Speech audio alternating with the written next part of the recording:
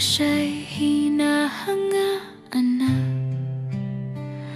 Ganda't kabaitan ay kitang-kita.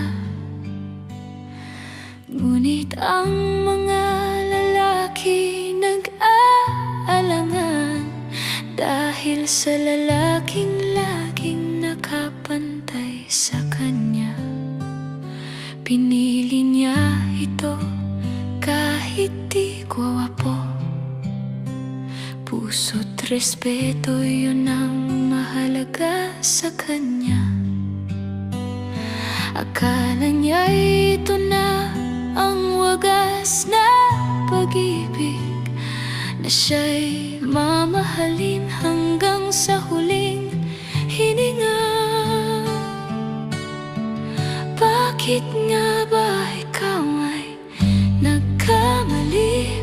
Tanong ng kaibigang tunay na may malasakit, at ang sagot ko'y tila hangin lang. Ewan kung bakit. Bakit nga ba ako'y nagtiis ng ganon? Tanong ng pusong paulit-ulit na nasasaktan, at sagot ko'y paikot-ikot lang.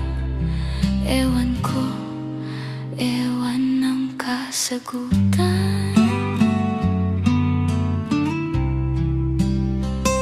Siguro'y dahil sa pag-ibig na bulag,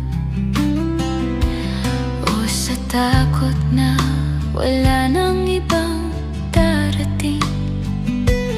Umaasang siya ay magbabago pa, kahit bangungot na ang bawat pagsikat ng umaga. Ngunit sa huli, ako rin ay lumaya. Mas piniling mag-isa kaysa laging may luha. Tanong pa rin kung bakit ganito ang nangyari. Ngunit kahit malabo, ako'y lumalaban. Bakit nga ba ikaw ay nagkamali? Tanong ng kaibigang tunay na may malasakit, at ang sagot ko'y tila hangin lang. Ewan kung bakit. Bakit na ba ako'y nagtiis ng ganon? Tanong ng pusong paulit-ulit na nasasaktan, at sagot ko'y paikot-ikot lang. Ewan ng kasagutan. Sa bawat ewan may lakas na natutunan. Sa bawat luhay may bagong umagang inaabangan. Kahit pa tanong ay di masagot ng malinaw, ako'y bumangon.